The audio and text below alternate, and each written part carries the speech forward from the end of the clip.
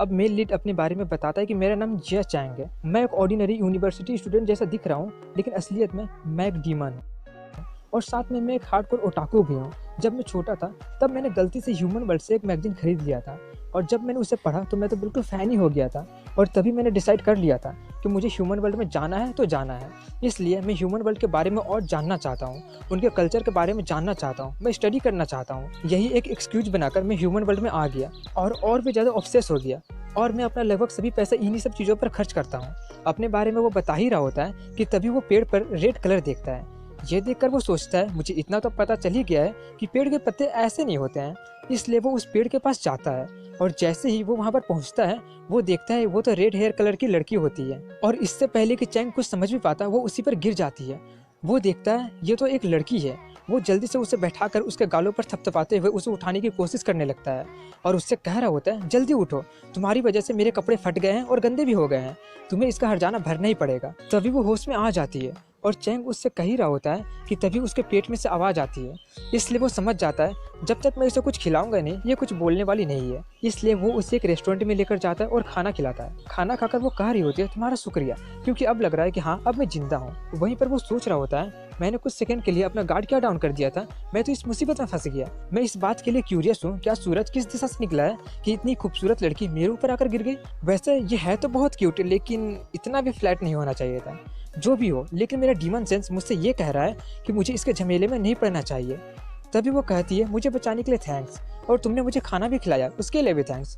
वो कहता है कोई बात नहीं, मैं तो इस बात को लेकर खुश हूँ कि तुम्हें चोट नहीं है। वो कहती है एक्चुअली मैं किसी बंदे को ढूंढ रही हूँ, उसे ही ढूंढते ढूंढते मैं थक गई थी, इसलिए मैं आराम करने के लिए पेड़ पर आश्रय लिया था, लेकिन मैं गलती से वहीं पर सो गई थी। वो कहता है बंदर बंदर हो क्या। वो कहती है कि एक्चुअली मैं इस सिचुएशन में एक गधे के कारण फंस गई हूँ। आई स्वेयर जब भी वो मुझे मिलेगा मैं पक्का उसे कच्चा चबा जाऊंगी। ये सुनकर वो अपने मन में कह रहा होता है कि इससे पहले कि वो अपना राम कथा सुनाना मुझे शुरू करे और मैं उसके झमेले में फंस जाऊं, मुझे यहाँ से निकल लेना चाहिए। ये सोचकर वो कहता है अगर सब कुछ ठीक है, तुम्हें मेरी ज़रूरत नहीं है तो मैं जाता हूँ। ये सुनकर वो कहती है तुम बिल्कुल ठीक बोल रहे हो, और उसके बहुत ज़्यादा करीब जाकर कहती है मेरा नाम यू सांसन है और तुम्हारा। वो कहता है नाम इम्पोर्टेंट नहीं है, मैंने बस वही किया जो मुझे करना चाहिए था।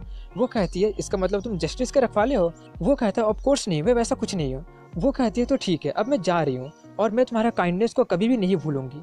ये बोलकर वो वहाँ से चली जाती है, और वो चैन के सांसें लेते हुए सोच रहा होता है कि चलो मैं उसके झमेले में पड़ने से बच गया। तभी वेटर आकर कहता है सर आपका 648 युआन बिल हुआ है, आप कार्ड यूज कर रहे हैं या कैश कर रहे हैं। ये सुनकर उसे याद आता है कि वो उसे स्कैम करके भाग गई, और ना चाहते हुए भी उसे पे करना पड़ता है। इसके अगले दिन में वो अपने स्कूल में जाता है, जहाँ पर वो अपने क्लास मॉनिटर को पूरा कहानी सुनाता है कि क्यों आज वो लेट हो गया। लेकिन वो विश्वास ही नहीं करती है और कहती है कि अपने स्कूल का फर्स्ट डे में लेट होने का एक्सक्यूज अच्छा है तुम्हारा। वो चिल्लाते हुए उस पर कह रहा होता है मैं कोई झूठ नहीं बोल रहा हूँ, मेरे पास उतना पैसा पे करने के लिए भी नहीं था। उन लोगों ने मेरा बिल्कुल नया वाइफू फिगर भी मुझसे छीन लिया था। वो भी उस पर चिल्लाकर कह रही होती है इसलिए मैं तुमसे कहते रहती हूँ कि फालतू के ओटाकू वाला चीज़ें मत खरीदा करो। वो कहता है कैसे ना खरीदूँ, वही तो मेरे जीने का रीजन है। वो कहती है जो भी हो, मैं तुम्हारे फर्स्ट डे पर तुम्हें एब्सेंट कर रही हूँ। और वो उससे बहुत विनती कर रहा होता है कि प्लीज़ मुझे एब्सेंट मत करो माइटी एंजल। वो एंजल कहती है ह्यूमन वर्ल्ड में डीमंस का सुपरवाइज करना ही मेरा काम है। और वहीं पर वो सोच रहा होता है कि अगर ऐसे ही चलता रहा तो इसका असर मेरे असेसमेंट पर पड़ेगा, जिससे मुझे ह्यूमन वर्ल्ड को छोड़ने पर मजबूर कर दिया जाएगा। तभी बताया जाता है कि जो डीमन ह्यूमन वर्ल्ड में रहना चाहते हैं उन्हें एंजल्स का एक असेसमेंट को फॉलो करना पड़ता है। वहीं पर चैंग इसके अंजाम को सोचकर उससे और भी ज़्यादा विनती करने लगता है कि प्लीज़ मेरे लिए बहुत ही इंपॉर्टेंट है, लेकिन वो फिर भी उसे प्रेजेंट नहीं करती है और कहती है जितना रोना चिल्लाना है रो लो, अब कुछ भी नहीं हो सकता है। ये बोलकर वो उसे भगा देती है, और वहीं पर वो उससे दूर जाकर उस चश्मिश एंजल को बहुत ही बुरा भला बोल रहा होता है। तभी उस एंजल को किसी का कॉल आता है। कॉल पर बात करने के बाद वो कहती है चीज़ें अब और भी ज़्यादा इंटरेस्टिंग होते जा रहा है। वहीं पर चैंग अपने वाइफूज के बारे में सोचकर बोल रहा होता है मुझे वो सारी की सारी चाहिए, लेकिन वो ऐसा नहीं कर सकता है क्योंकि उसे बहुत ही ज़ोरों से भूख लगी होती है और वो आज सुबह से कुछ खाया भी नहीं होता है। तभी उसे रास्ते में वही लड़की दिखती है। जैसे ही वो उसे दिखता है वो जल्दी से उसके पास जाकर उसे पकड़ लेता है और कहता है इस बार तो मैं तुम्हें भागने नहीं दूंगा। लेकिन जैसे ही वो उसे पकड़ता है वो लड़की तुरंत उसे उठाकर पटक देती है और उससे पूछती है कौन हो तुम। वो कहता है ये मैं हूँ, तुमने कहा था कि तुम खाना के बदले मेरा एहसान चुकाओगी। तभी वहाँ पर कुछ लोग आ जाते हैं और उससे कहते हैं कि भागना बंद करो। उन्हें वहाँ पर देखकर वो तुरंत वहाँ से भाग जाती है और चैंग को कुछ भी समझ में नहीं आ रहा होता है कि आखिर चल क्या रहा है। तभी वहाँ पर वो दोनों आकर उससे पूछ रहे होते हैं क्या तुम ठीक हो। वो कहता है लगता तो है कि मैं ठीक ही हूँ, और अपने मन में चिल्लाकर बोल रहा होता है कि तुमने मुझे बहुत ही गुस्सा दिला दिया है। तभी वो दोनों उसे पहचान लेते हैं और उससे पूछते हैं, क्या तुम डीमन हो? ये सुनते ही वो भी वहाँ से भाग जाता है और सोच रहा होता है, अब ये लोग मेरे पीछा क्यों कर रहे हैं और उन्हें मेरी आइडेंटिटी कैसे पता चला। और वहाँ पर उन दोनों के अलावा और भी उनके जैसे लोग होते हैं और चैंग उन सभी लोगों से भी बचकर भाग रहा होता है। तभी रास्ते में उसे उसके क्लास मॉनिटर चश्मिश दिखती है। वो उसे देखकर कहती है, क्या कोइंसिडेंट है, मैं तुम्हें ही ढूंढ रही थी।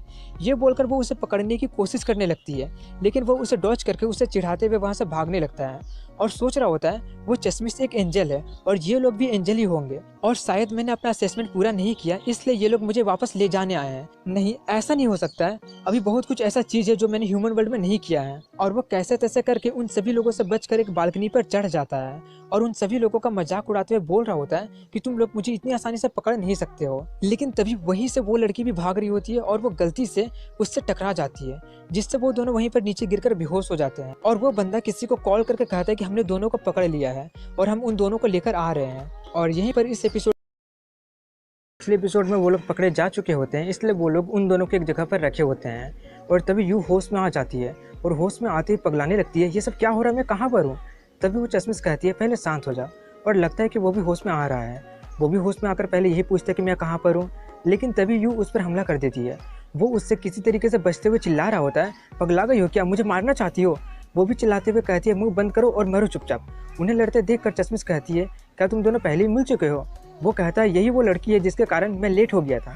ये सुनकर वो कहती है, इसका मतलब तुम झूठ नहीं बोल रहे थे। वो कहता है, मैंने एक शब्द भी झूठ नहीं बोला था। तभी वो यू को शांत करती है और कहती है, अब जब तुम दोनों पहले ही मिल चुके हो तो ये और भी आसान हो जाता है। ये बोलकर वो उन्हें एक्सप्लेन करती है कि ये यू सैनसन है, ये 18 साल की हो गई है और ये भी मेरी ही तरह एक एंजल है और साथ में ये तुम्हारी फियांसी भी है। ये सुनकर वो शॉक्ड हो जाता है और चिल्लाते हुए बोलने लगता है, यहाँ पर कोई मजाक चल रहा है क्या, मैं एक एंजल से क्यों शादी करने लगा। वहाँ पर वो भी शॉक्ड चिल्ला रही होती है, दैट्स राइट, मैं एक बेवकूफ़ डीमन से क्यों शादी करने लगी, और साथ में वो कितना अगली भी है। अगली शब्द सुनकर वो भड़क जाता है और उस पर चिल्लाने लगता है कि तुम 18 साल की हो गई हो लेकिन अभी भी मिडिल स्कूलर जैसा ही लग रही हो। ये सुनकर उसका भी पारा चढ़ जाता है और वो कहती है, लड़ना चाहते हो क्या। वो दोनों लड़ ही रहे होते हैं कि तभी वो कहती है, क्या तुम दोनों एंजल और डीमन की रिलेशनशिप के बारे में नहीं जानते हो। दोनों में हमेशा दुश्मनी के कारण अब हम लोग दोस्त बनने के बारे में सोचे हैं, इसलिए तुम दोनों सिंबल ऑफ फ्रेंडशिप के लिए चुने गए हो। तुम लोगों को तो खुद पर गर्व होना चाहिए। वो दोनों चिल्ला रहे होते हैं, ये हमारा प्रॉब्लम नहीं है और वैसे भी बिना मुझसे पूछे तुम लोगों ने मुझे कैसे चुन लिया। चश्मिश कहती है कि हमने तुम्हें टेक्स्ट मैसेज करके बता दिया था और वो मैसेज भी उन्हें दिखा देती है जो उन्हें भेजा गया था, जिसमें लिखा होता है कि जो इसमें पार्टिसिपेट नहीं करना चाहता है वो इस मैसेज का रिप्लाई करे और जो भी रिप्लाई नहीं करेगा वो लोग बाय डिफ़ॉल्ट ही रजिस्टर हो जाएंगे। और जब चैंग अपना मोबाइल चेक करता है तो उसे वो मैसेज दिख जाता है और वो मैसेज देखकर वो बहुत ही ज़्यादा चौंक जाता है, क्योंकि वो पहली बार वैसा मैसेज देख रहा होता है। ये देखकर वो अपना मोबाइल ही पटक देता है। यूँ कहती है कि मेरा मोबाइल को लगा था कि वो कोई स्पैम मैसेज होगा, इसलिए उसने मैसेज को ही डिलीट कर दिया था। चैंग कहते हैं, इसलिए तुम मुझे मारने आई थी। वहीं पर चश्मिश हंस रही होती है और बोल रही होती है कि ये बिना तुम्हारा नाम चेहरा देखे ही तुम्हें मारने आ गई थी। वहीं पर चैंग इन सबसे पगलाया अभी भी बोल रहा होता है, मैं इसे स्वीकार कर ही नहीं सकता हूँ और ये कभी भी रियलिटी नहीं हो सकती है। मुझे मेरा 2D वाइफूज ही चाहिए, क्योंकि वो लोग मुझे कभी धोखा नहीं देंगे। चश्मिश उन्हें समझाती है कि देखो, इसमें पार्टिसिपेट करने से ना सिर्फ तुम्हारा डेली एक्सपेंसेस कवर किया जाएगा बल्कि तुम लोगों को एक बड़ा कैश बोनस भी दिया जाएगा। लेकिन वो लोग उसकी बातों को इग्नोर करते हुए फिर से लड़ने लगते हैं और तभी वो कहती है, देखो मैं तुम लोगों को डिस्टर्ब नहीं करना चाहती हूँ, लेकिन अब जाकर तुम लोग चेंज कर लो, क्योंकि आज तुम लोगों का वेडिंग डे है और यही तुम लोगों का वेडिंग लोकेशन भी है।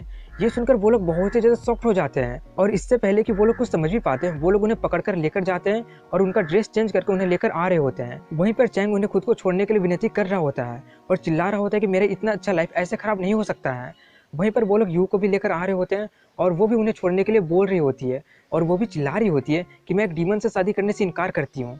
तभी वो देखता है कि यू वेडिंग ड्रेस में काफ़ी ज़्यादा क्यूट लग रही होती है और तभी चश्मिश उसका कान भरना शुरू करती है कि देखो वो सुपर क्यूट है, ऐसा मौका ज़िंदगी में सिर्फ एक ही बार मिलता है, वैसे भी इतनी क्यूट लड़की से शादी करने से तुम खो भी क्या सकते हो।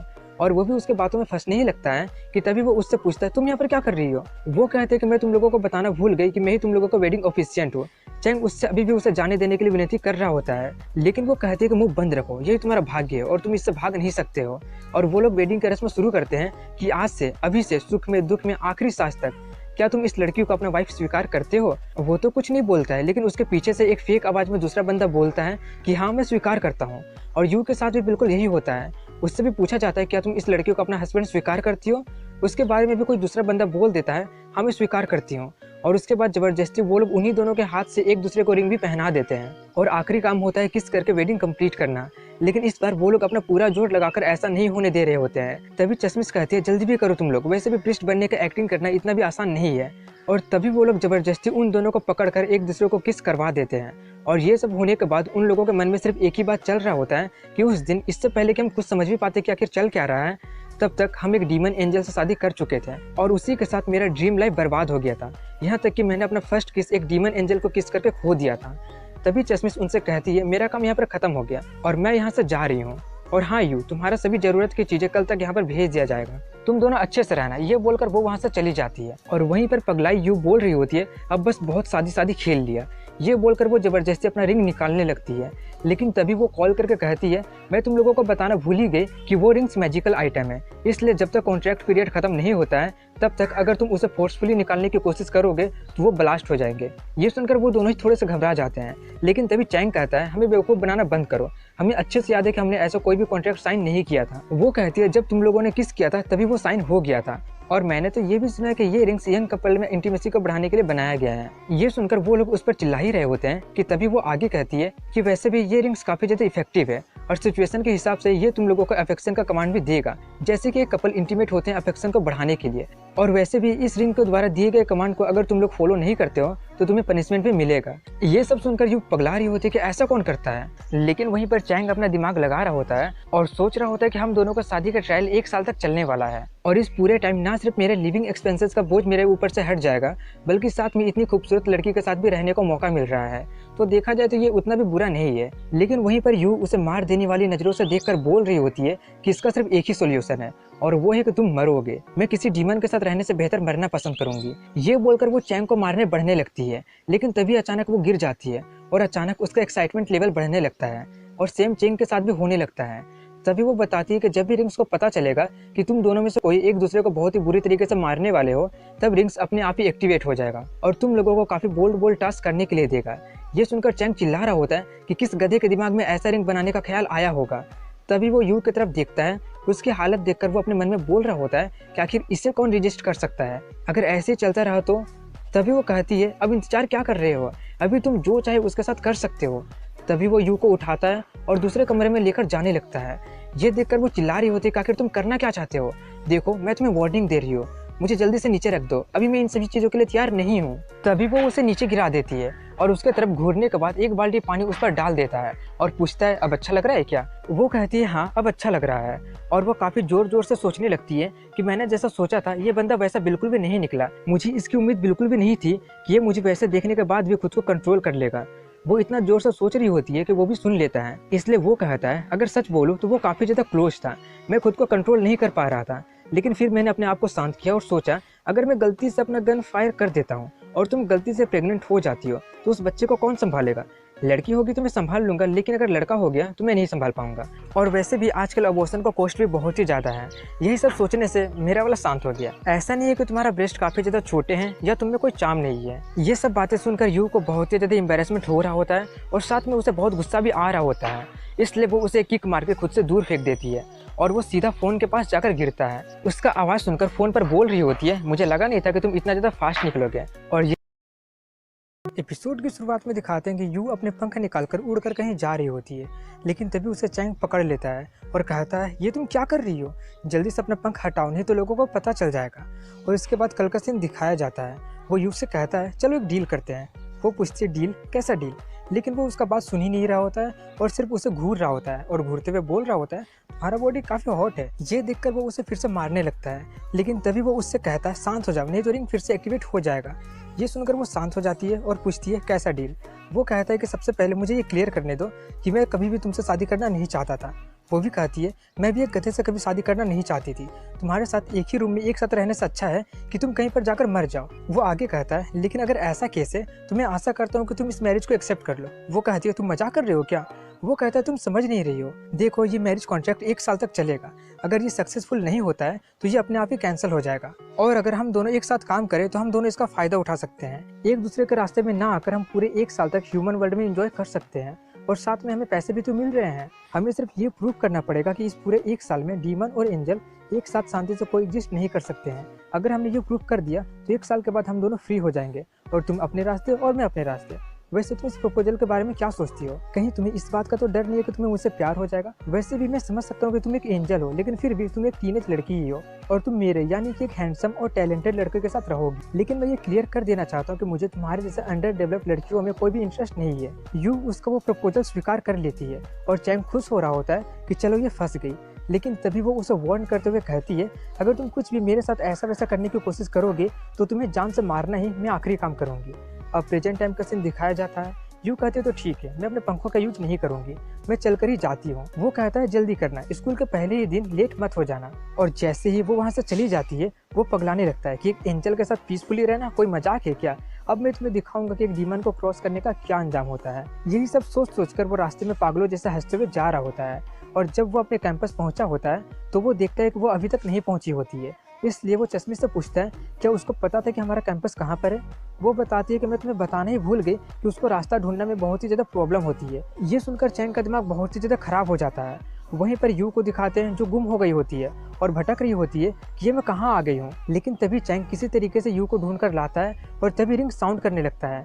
ये देखकर दोनों की घबराहट का मीटर बढ़ने लगता है और वो दोनों ये सोच रहे होते हैं कभी ये कौन सा नया कमांड देने वाला है। और तभी वो कमांड देता है कि तुम दोनों को एक स्पेशल पोजीशन में इंटीमेट है। ये सुनकर उन दोनों की फट जाती है और वो दोनों तुरंत चश्मिश को कॉल करके कहते हैं हम ये कभी भी नहीं करने वाले हैं। तभी वो उनसे कहती है कि मैं तुम लोगों को एक्सप्लेन करना भूल गई थी। ये बोलकर वो उन्हें रिंग्स के बारे में थोड़ा सा बताती है कि कैसे वो लोग रिंग्स के लेवल को एडजस्ट कर सकते हैं। इसलिए जब वो लोग उसे एडजस्ट करते हैं तो उनका नया टास्क होता है 5 मिनट तक हैंड होल्ड करना। ये सुनकर वो लोग थोड़े से रिलीफ महसूस कर रहे होते हैं कि तभी वो कहती है अब जल्दी से स्टार्ट भी कर दो, अगर जल्दी नहीं करोगे तो टास्क फेल माना जाएगा और रिंग का सेल्फ डिस्ट्रक्ट मोड अपने आप एक्टिवेट हो जाएगा। ये सुनकर यू कहती है तो ठीक है, अब टाइम बर्बाद करना बंद भी करो, अब ये मत बोलना कि तुम्हें मेरा हाथ पकड़ने में बहुत ही ज्यादा शर्म आ रही है। वो कहता है इस तरह के टोन में मत बोलो, बाद में रिग्रेट मत करना। ये बोलकर वो दोनों हाथ पकड़ लेते हैं और उनका टास्क स्टार्ट हो जाता है। और वो अपने मन में सोच रहा होता है कि इसमें डरने वाली कौन सी बात है, आखिर मैं एक लड़का हूँ, मेरे पास खोने के लिए है भी क्या? मुझे पता है कि तुम मुझसे बहुत ही ज्यादा नफरत करती हो, लेकिन इस रिंग के कारण तुम्हें ये सब मेरे साथ करना पड़ रहा है। वैसे भी ये एक्सप्रेशन देखने के लिए मैं वेट कर रहा था जो तुम नहीं करना चाहती हो लेकिन फिर भी तुम्हें करना पड़ रहा है। और जैसे ही वो उसके तरफ देखता है वो शॉक्ड हो जाता है क्योंकि वो बिल्कुल शांत होती है। तभी वो सोचता है अगर सोचा जाए तो ये पहली बार है कि जब मैं किसी लड़की का हाथ पकड़ रहा हूँ, मैंने सोचा नहीं था कि वो इतना ज़्यादा सॉफ्ट होगा। तभी उसका हार्ट जोरों से धड़कने लगता है और वो पिघलने लगता है। लेकिन तभी वो खुद को मारते हुए शांत करता है और सोचता है ये मुझे क्या होने लगा था, कुछ देर पहले तो मैं बिल्कुल ठीक ही था, मैंने सोचा नहीं था कि ये सामने से इतना ज़्यादा क्यूट होगी। और वो फिर से उसकी खूबसूरती में डूबने लगता है। लेकिन वो फिर से खुद को कंट्रोल करते हुए सोचता है मैं ये सब क्या सोच रहा हूँ। और तभी रिंग उन्हें एक और कमांड देता है कि बचे हुए 1 मिनट के लिए तुम लोगों को अपना फिंगर इंटरलॉक करना होगा। ये सुनकर उनका दिमाग बहुत ही ज्यादा खराब हो रहा होता है। लेकिन तभी वो कहती है अब ये मत बोलना कि तुम्हें डर लग रहा है। वो कहता है डर तो तुम रही हो। ये बोलकर वो लोग काफी ज्यादा हिम्मत जुटाकर अपने फिंगर्स इंटरलॉक कर लेते हैं और वो दोनों शर्म से पानी पानी हो रहे होते हैं। और जब उसका टास्क कंप्लीट हो जाता है तो दोनों आराम से सांस लेते हैं और कुछ देर बाद फिर से वो दोनों लड़ना शुरू कर देते हैं। ये सुनकर चश्मिश बोल रही होती है ये लोग कभी नहीं सुधरने वाले हैं। इसके अगले दिन चैंग बताता है कि मैरिज को एक ब्लिसफुल इवेंट होना चाहिए। 2 लवर्स फाइनली एक साथ होते हैं, सुख में दुख में एक साथ होते हैं और बहुत मजे करते हैं। लेकिन असलियत में मेरे साथ ऐसा कुछ भी नहीं हो रहा है। अब दोपहर का 12 बज चुका होता है और यू अभी तक उठी ही नहीं होती है। इसलिए वो गुस्से में जाकर उससे बोल रहा होता है कि जल्दी से उठो और पूरा कचरा साफ करो। वो उठकर कहती है क्या सुबह हो गई, मुझे ब्रेकफास्ट चाहिए। वो चिल्लाते हुए बोल रहा होता है कि दोपहर हो गया है। यू कहती है तो मुझे लंच चाहिए। ये सुनकर वो उस पर चिल्ला रहा होता है कि तुम सिर्फ खाने के बारे में ही सोचते रहती हो, जल्दी से उठो और पूरा कमरा साफ करो, तुमने तो पूरा कबाड़ खाना ही बना दिया है।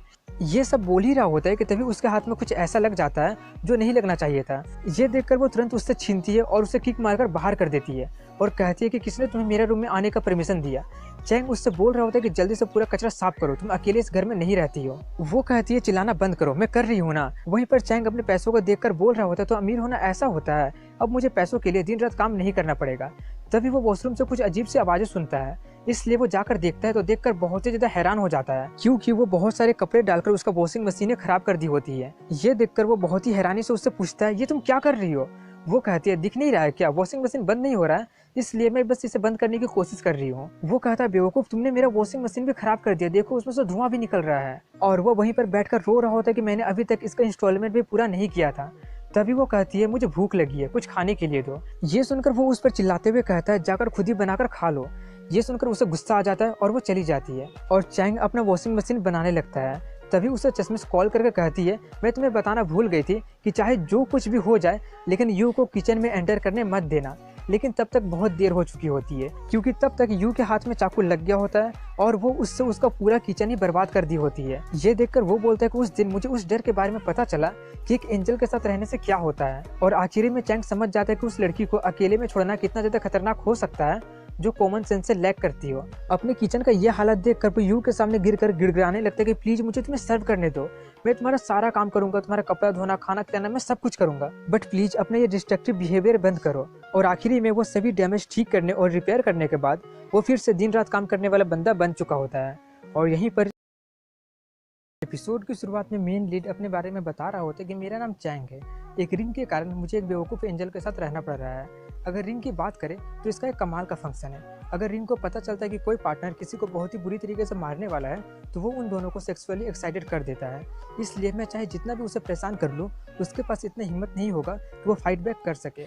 वहीं पर यू आराम से बैठकर आइसक्रीम खा रही होती है और टीवी एंजॉय कर रही होती है, लेकिन तभी वो आकर उसका आइसक्रीम छीनकर खा जाता है। ये देखकर उसे बहुत गुस्सा आ जाता है और वो उसे मारने ही वाली होती है कि तभी वो उसे रिंग दिखा देता है। ये देखकर वो रुक जाती है। इसके बाद वो फिर से उसका बॉडी साइज का मजाक उड़ाता है, जिससे उसे फिर से गुस्सा आ जाता है और फिर से वो उसे मारने ही वाली होती है कि तभी वो फिर से उसे रिंग दिखा देता है और कहता है, क्या हुआ, तुम्हें डर लग रहा है क्या? वहीं पर यू को इतना ज़्यादा गुस्सा आ रहा होता है कि वो अपना पूरा गुस्सा पेड़ों पर निकाल रही होती है और चश्मिश पर चिल्ला रही होती है कि मैं अब और ज़्यादा ह्यूमिलिएशन सह नहीं सकती हूँ। तभी वो उसे शांत करते हुए कहती है, ये कोई बड़ा प्रॉब्लम नहीं है, मेरे पास इसका एक बहुत ही अच्छा इलाज है, तुम्हें बस मेरी बात ध्यान से सुनना होगा।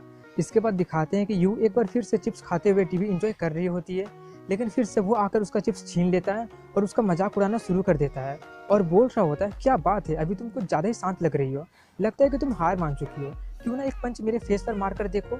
और तभी वो उसे एक जोरदार पंच उसके चेहरे पर जड़ देती है। ये देखकर वो बहुत ही ज़्यादा शॉक्ड होता है और बोल रहा होता है, ये कैसा हो सकता है, रिंग एक्टिवेट क्यों नहीं हुआ? वो कहते हैं, क्या तुम्हें पता नहीं है कि ये वायलेंस भी लव का ही एक रूप है? जब तक मैं ये सोचूंगी कि मैं तुम्हें कोई रिवॉर्ड दे रही हूँ, रिंग कुछ भी नहीं करेगा। तभी रिंग बोलता है, एक नया फंक्शन एक्टिवेट किया गया है, वाइफ अपने हस्बैंड को जितना चाहे उतना रिवॉर्ड दे सकती है। ये देखकर चैंग की वॉट लग जाती है और देखते ही देखते पासा पूरी तरीके से पलट जाता है और कुछ ही देर में वो उसे मार मारकर उसका भरता बना देती है। और चैंग उससे बहुत ही रिक्वेस्ट कर रहा होता है कि मैं तुम्हें 10 चिप्स लाकर दूंगा, लेकिन प्लीज मुझे छोड़ दो। तभी वो उसका फेवरेट रोबोट गिराकर तोड़ देती है और कहती है कि मेरे हाथों से फिसल गया। ये देखकर उसे बहुत ही गुस्सा आ रहा होता है, लेकिन तभी अचानक वो अपने बॉडी को कंट्रोल नहीं कर पाता है और वो अजीब सा फील करने लगता है। उसका वैसा हालत देखकर वो उसे वहीं पर छोड़कर चली जाती है। वहीं पर चश्मिश उसे एक बॉन्डेज का गाइड बुक दे रही होती है और बोल रही होती है कि तुम इसे कैसे यूज कर सकती हो। इसके अगले दिन जब वो लोग सोकर उठ ही रहे होते हैं कि तभी रिंग उन्हें एक नया टास्क देता है कि तुम लोगों को डेट के लिए अम्यूजमेंट पार्क जाना होगा, इसलिए ना चाहते हुए भी उन्हें जाना ही पड़ता है। वहीं पर चैंग बहुत ही ज़्यादा थका हुआ होता है, तो वहीं पर यू पूरे एनर्जेटिक होती है और साथ में बहुत खुश भी होती है, क्योंकि उसका ये पहली बार होता है कि वो एक अम्यूजमेंट पार्क में आई होती है। उसे देखकर चैंग को थोड़ा सा अजीब लग रहा होता है कि अब इसे क्या हो गया है, ये तो बिल्कुल ही अलग पर्सन का जैसा बिहेव कर रही है। तभी यू कहती है कि अब बिना टाइम बर्बाद किए चलो घूम लेते हैं। ये बोलकर वो एग्जिट गेट की तरफ जाने लगती है, इसलिए वो उसे रोकते हुए कहता है कि बेवकूफ़, वो बाहर निकलने का रास्ता है और वो उसे अपने साथ रखने के लिए एक रिस्ट लिंक पहना देता है। ये देखकर वो बोल रही होती है, ये तुमने मुझे क्या फालतू का चीज़ पहना दिया है और ये कितना ज़्यादा एम्बैरेसिंग भी है। वो उस पर चिल्लाते हुए बोल रहा होता है कि अम्यूजमेंट पार्क में आने में सिर्फ 20 मिनट ही लगते हैं, लेकिन तुम्हारे कारण हमें 2 घंटा लग गया है। और मुझे एक बात क्लियर करने दो कि मैं कोई भी इंटेंसिव राइड जैसे कि रोलर कोस्टर या टर्बो ड्रॉप पर नहीं जाऊंगा। लेकिन वो उसका कोई बात ना सुनते हुए उसे खींचते हुए कहती है, ग्रेट आइडिया है, चलो रोलर कोस्टर से स्टार्ट करते हैं। ये देखकर वो बोल रहा होता है कि तुम जरूर ये सब जानबूझकर कर रही हो ना, लेकिन तभी रिंग कहता है उसे करने दो, वैसे भी ये भी टास्क का ही एक पार्ट है, इसलिए ना चाहते हुए भी उसे जाना ही पड़ता है। और जब वो स्टार्ट होता है तो उसका हालत बहुत ही ज़्यादा खराब हो जाता है और जब वो लोग वो वाला राइड को एंजॉय कर लेते हैं तो चैंग आराम कर रहा होता है, लेकिन वहीं पर यू बोल रही होती है, ये तो उड़ने से कहीं ज़्यादा अलग था, चलो दूसरे राइड पर चलते हैं। लेकिन चैंग मना करते हुए कहता है, क्या तुम मुझे मारना चाहती हो? रिंग भी उसका साइड में बोल रहा होता है कि उसे मजे करने दो। ये देखकर उसे बहुत ही ज़्यादा गुस्सा आ रहा होता है कि रिंग भी उसी के साथ है। इसके बाद वो लोग एक के बाद एक कई सारे राइड को एंजॉय करते हैं और चैंग का हालत बहुत ही ज़्यादा खराब हो गया होता है, इसलिए वो बोल रहा होता है कि अब बस बहुत हुआ। लेकिन तभी वो उसे बहुत ही प्यार से कहती है, अब चलो भी, नहीं तो वो स्टार्ट हो जाएगा। ये देखकर उसे थोड़ा सा अजीब लगता है कि इसे क्या हो गया, ये इतना ज़्यादा अजीब बिहेव क्यों कर रही है, और वो चाह कर भी उसे मना नहीं कर पाता है। इसके बाद वो बहुत ही ज़्यादा थक गया होता है और वो थक कर वहाँ पर बैठा ही होता है कि तभी यू आकर उसे एक ड्रिंक देते हुए कहती है, तुम थक गए होगे, और वो आगे कहती है, ये मेरा फर्स्ट टाइम था कि मैंने ऐसा कुछ एक्सपीरियंस किया है, इसलिए मैं बहुत खुश हूँ। वहीं पर वो सोच रहा होता है आखिर मुझे गुस्सा क्यों नहीं आ रहा है। तभी यू उससे कहती है कि मैं एक चीज़ को लेकर थोड़ा सा क्यूरियस हूँ कि आखिर ये डेट क्या है। ये सुनकर उसे थोड़ा सा गुस्सा आ जाता है और वो कहता है अब बस बहुत हुआ, आखिर तुम मुझसे चाहती क्या हो। जब भी तुम ऐसा क्यूट सा शक्ल बनाती हो तो तुम बिल्कुल दूसरा ही पर्सन बन जाती हो, और इसी एक्सप्रेशन के साथ तुम मुझसे ये पूछ रही हो कि ये डेट क्या है। तुमने अभी जो कुछ भी किया ना वही डेट है। ये सुनकर तभी उसे रियलाइज होता है कि वो खुद को कुछ ज्यादा ही इंजॉय कर रही थी। ये रियलाइज होते ही वो बहुत ही ज्यादा एम्बेरस हो जाती है और वो उसे सुना ही रहा होता है कि तभी वो उसे एक किक मारकर वहां से जाते हुए बोलती है कि शायद आज मुझे कुछ हो गया था। इसके बाद जब वो दोनों एक साथ जा रहे होते हैं तभी उन्हें रास्ते में उनकी क्लास मॉनिटर मिलती है, जो उनसे पूछती है क्या तुम लोग मजे कर रहे हो। वो लोग उनसे पूछते हैं कि तुम यहाँ पर क्या कर रही हो। वो बताती है कि ह्यूमन वर्ल्ड में रहने के लिए सबको पैसों की जरूरत पड़ती है, इसलिए मैं यहाँ पर पार्ट टाइम काम कर रही हूँ। और उनसे पूछती है क्या तुम लोग इसे ट्राई करना चाहते हो या कहीं तुम लोग डर गए। चैंग कहता है कि मैं एक डीमन हूँ, वर्ल्ड का सबसे डरावना एग्जिस्टेंट, मैं इन बच्चों वाले ट्रिक्स से नहीं डरता हूँ। लेकिन यू बोल रही होती है कि मैं इसे ट्राई करना चाहती हूँ, और रिंग भी उसी के सपोर्ट में बोल ही रहा होता है कि तभी चैंग उन्हें डांट कर वहाँ से लेकर जाने लगता है। लेकिन तभी चश्मिश कहती है अगर ऐसी बात है तो क्यों ना एक बेट लगाते हैं, अगर तुम पूरे गेम तक नहीं चिल्लाते हो तो मैं तुम्हारा सभी रिपेयर का कॉस्ट भर दूंगी। तो तुम्हें ये चैलेंज मंजूर है या तुम्हें डर लग रहा है। वो कहता है मुझे मंजूर है। तभी चश्मिश कहती है लेकिन अगर तुम हार गए तो तुम्हें 648 युआन पे करना होगा। इसके लिए वो मान जाता है। तभी वो उसे एक मोबाइल देकर उसे दूसरे तरफ और यू को दूसरे तरफ भेज देती है। चैंग जाकर देखता है कि वो तो कमरा होता है, और तभी उसे एक मैसेज आता है जिसमें लिखा होता है सॉरी गुड बाय। और तभी यू बहुत ही गुस्से में उसके पीछे से आ रही होती है। ये देखकर वो बहुत ही ज्यादा डर जाता है और जोर से चिल्ला जाता है, और तभी वो उसका फोटो खींच लेती है और उसे देख देख कर बहुत ही ज्यादा हंस रही होती है। तभी चश्मिश उससे कहती है पैसा पे करना मत भूलना। वहीं पर यू उसका फोटो वहां पर लगा रही होती है जहां पर उन सभी लोगों का फोटो लगा होता है जो लोग डरे होते हैं। तभी वो चैंग से पूछती है तो तुम अपना डेट एंजॉय कर रहे हो ना, तो अब तुम क्या सोचते हो वो क्यूट है ना, वही इसका ट्रू सेल्फ है। उससे पास्ट में बहुत कम टाइम मिलता था, जो इंटरनेट से मिला हुआ नॉलेज उसके पास है बस वही है, और उसका ह्यूमन वर्ल्ड में ये पहला एक्सपीरियंस था, इसलिए शायद वो इसे बहुत ही ज्यादा एंजॉय कर रही होगी। ये सुनकर वो कहता है तो इसलिए वो इतना ज्यादा एक्साइटेड लग रही थी। ये सुनकर वो पूछती है इसका मतलब अब तुम्हारे एंजल पर इंप्रेशन अच्छा हो रहा है ना, ये तुम्हारे टूरी वाइफ से बेहतर है ना। ये सुनकर वो तुरंत मना करने लगता है और कहता है अगर फ्रैंकली बोलूं तो उसके पास एक अच्छा फिगर है, लेकिन अगर वो आगे कुछ और बोलता ही कि तभी वो उसे पकड़कर उसे खर्चा पानी दे देती है और उसे वहां से लेकर जाने लगती है। और यहीं पर एपिसोड की शुरुआत में दिखाते हैं कि रिंग उन्हें कॉन्ग्रेचुलेशन करता है क्योंकि उनका डेटिंग टास्क पूरा हो गया होता है। ये देखकर चैंग बहुत खुश हो रहा होता है और बोल रहा होता है अगर हम लोग अभी यहाँ से निकल जाते हैं तो एनिमे के प्रीमियर के टाइम तक हम लोग घर पहुँच जाएंगे। लेकिन तभी वो देखता है कि वो किसी बच्ची के साथ होती है। वो कहती है शायद ये बच्ची अपनी माँ से अलग हो गई है, लेकिन वो उस बच्चे को डराते हुए पूछ रहा होता है कि तुमने ये टॉय कहाँ से खरीदा। ये देखकर यू उसे मारते हुए बोल रही होती है तुम उसे डरा रहे हो। वो कहता है मैं बस उससे कुछ पूछ रहा था। ये बोलकर वो उस बच्ची को वहीं पर छोड़कर वहां से जाने के लिए कहने लगता है। ये सुनकर वो कहती है हमें उसकी हेल्प करनी चाहिए, लेकिन वो मना करता है, इसलिए वो लोग फिर से झगड़ना शुरू कर देते हैं। चैंग कहता है मैंने कहा ना इसे यहीं पर छोड़ दो, तुम सिर्फ फालतू में हालात को और ज़्यादा बिगाड़ रही हो। और तभी वो बोल देती है जैसा सोचा था सभी डीमंस बिल्कुल एक जैसे होते हैं, रथलेस, सेल्फिश और सेल्फ सेंटर्ड। मैं बेवकूफ़ थी कि तुमसे कुछ अलग एक्सपेक्ट कर बैठी थी। ये सुनकर उसे गुस्सा आ जाता है और वो अपना रिस्ट लिंक निकाल देता है और उससे कहता है जो करना है वो करो, एक सेल्फिश बंदा होने के लिए मुझे माफ़ कर देना। ये बोलकर वो वहाँ से चला जाता है और वो भी उसके मदर को ढूंढने लगती है। वहीं पर चैंग को बहुत गुस्सा आ रहा होता है और वो सोच रहा होता है इसलिए मुझे एंजल्स बिल्कुल भी पसंद नहीं है, वो लोग कुछ करने से पहले कुछ सोचते भी नहीं है। तभी उसे माइक से एक आवाज़ सुनाई देती है कि यू नाम की लड़की गुम हो गई है और वो अभी रेडियो स्टेशन में है, तो उसका कोई रिलेटिव आकर उसे लेकर जाए। ये सुनकर वो और ज़्यादा भड़क जाता है कि अब वो आखिर क्या कर रही है, लेकिन इस बार वो उसकी हेल्प नहीं करने का कसम खा लिया होता है और सोच रहा होता है चाहे जो भी हो जाए मैं वहाँ नहीं जाने वाला हूँ। लेकिन तभी सभी लोग उससे बोलने लगते हैं कि ब्लू शर्ट तुम गलत डायरेक्शन में जा रहे हो, और वो अनाउंसमेंट भी बार बार हो रहा होता है जिससे उसका दिमाग बहुत ही ज़्यादा खराब हो रहा होता है। वहीं पर रेडियो स्टेशन में बैठकर वो सोच रही होती है कि मैंने फिर से सब कुछ गड़बड़ कर दिया, और उसका मोबाइल का बैटरी भी डेड हो गया होता है, इसलिए वो चश्मिश को भी कॉल नहीं कर पा रही होती है और सोच रही होती है वो ज़रूर नहीं आएगा क्योंकि मैंने उसे बहुत कुछ सुना दिया था। लेकिन तभी वो वहाँ पर आ जाता है और उससे कहता है कि प्लीज़ इस रेडियो को बंद कराओ। वो उससे कहती है मुझे लगा नहीं था कि तुम आ जाओगे। चैंग उस पर चिल्ला रहा होता है कि मुझे यहाँ पर तुम्हारी वजह से आना पड़ा क्योंकि तुमने मुझे बहुत बड़ी मुसीबत में डाल दिया था। और तभी वहाँ पर उस बच्ची की मदर भी आ जाती है जिन्हें उनकी बेटी मिल जाती है। वो उससे बोल रही होती है कि मैंने तुमसे कहा था ना तुम कहीं मत जाना। चैंग उससे कहता है जब मैं यहाँ पर आ रहा था तब मैंने इसे देखा था जो किसी को ढूंढ रही थी, मुझे लगा कि यही उसकी मदर होगी, इसलिए मैं इन्हें भी यहाँ पर लेकर आ गया था। उस बच्ची को ये बताया गया था कि अगर तुम खो जाती हो तो क्लॉक के सामने अपनी मदर का इंतजार करते रहना, और वो कर भी रही थी, लेकिन तुम उसे वहाँ से लेकर चली गई थी, इसलिए मैं तुम्हें उसे वहीं पर छोड़ने के लिए बोल रहा था। और मैं ये भी बेट लगा सकता हूँ कि वही बच्ची तुम्हें यहाँ पर लेकर आई होगी। ये सुनकर उसे बहुत ही ज़्यादा एम्बैरेसमेंट फील होने लगता है, इसलिए वो उस बच्चे को बाय बाय करने लगती है। और तभी वो उसे घर चलने के लिए बोलता है, और जब वो लोग जा रहे होते हैं तभी वो थोड़ा सी हिम्मत करके बोल देती है कि प्लीज़ मुझे माफ़ कर देना, मुझे पता है कि मैंने उस वक्त कुछ ज़्यादा ही बोल दी थी। वो कहता है माफ़ी मांगने की कोई भी ज़रूरत नहीं है, तुम बिल्कुल सही थी, डीमंस बिल्कुल वैसे ही होते हैं, नॉर्मल लोगों के ऊपर डीमंस का बिल्कुल वैसे ही इंप्रेशन है। वैसे भी एंजल हमसे बहुत ही ज़्यादा अपोजिट होते हैं, इसलिए एक दूसरे को समझना बहुत ही ज़्यादा अनरियलिस्टिक है, इसलिए तुम्हें ज़्यादा माइंड करने की कोई भी ज़रूरत नहीं है, तुम जैसे रहती हो वैसे ही रहो। और जब कॉन्ट्रैक्ट खत्म हो जाएगा तब मैं ये बात को बोल ही रहा होता है कि तभी वो उसे खींच कर कहती है, इसका मतलब तुम अभी भी मुझ पर गुस्सा हो ना? वो कहता है तुम ये क्या कर रही हो? यू कहती है कि मैं डीमंस को पसंद नहीं करती हूँ, लेकिन मैं तुमसे नफरत भी नहीं करती हूँ, शायद नफरत नहीं करती हूँ। ये सब वो बोल ही रही होती है कि तभी अचानक उसका पैर फिसल जाता है और वो दोनों नीचे गिर जाते हैं, और यू गलती से उसके हेड पर किस कर देती है।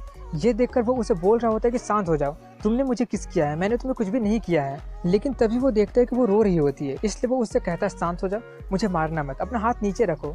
लेकिन तब तक वो उसे मार देती है और वहाँ से चली जाती है। और वो वहीं पर पड़ा सोच रहा होता है आखिर इस रिंग का प्रॉब्लम क्या है, इतना वायलेंस के बावजूद भी ये एक्टिवेट क्यों नहीं हुआ। इसके बाद जब वो लोग घर जा रहे होते हैं तब यू उससे कहती है मैंने बहुत सारे ड्रिंक्स पी लिया है। वो उससे पूछता है कि तुम्हारे पास तो पैसा था नहीं, तुमने खरीद कैसे लिया? वो कहती है कि मुझे रास्ते में एक अजीब सा मशीन दिखा था और मैंने टीवी शो में देखा था कि उसे कैसे यूज करते हैं, इसलिए मैंने उसे किक मारा था और सच में उसमें से ड्रिंक्स निकलने लगे थे। अगर तुम्हें चाहिए हो तो तुम ले सकते हो, क्योंकि मेरे पास अभी भी बहुत सारे हैं। तभी पुलिस ऑफिसर उसे ढूंढ लेते हैं जिसने वेंडिंग मशीन को तोड़ा था। ये देखकर चैंग उनसे माफी मांगने लगता है और बोल रहा होता है कि प्लीज मुझे माफ कर दीजिए, ये लड़की ब्रेन डैमेज के साथ पैदा हुई है, मैं मशीन और ड्रिंक्स का पैसा दे दूंगा। ये बोलकर वो उसे वहाँ से लेकर चला जाता है। और जब वो दोनों एक बेंच पर बैठे होते हैं तब वो उससे पूछते हैं कि तुम रोलर कोस्टर से इतना ज़्यादा डरते क्यों हो? वो बताता है ये एक लंबी कहानी है।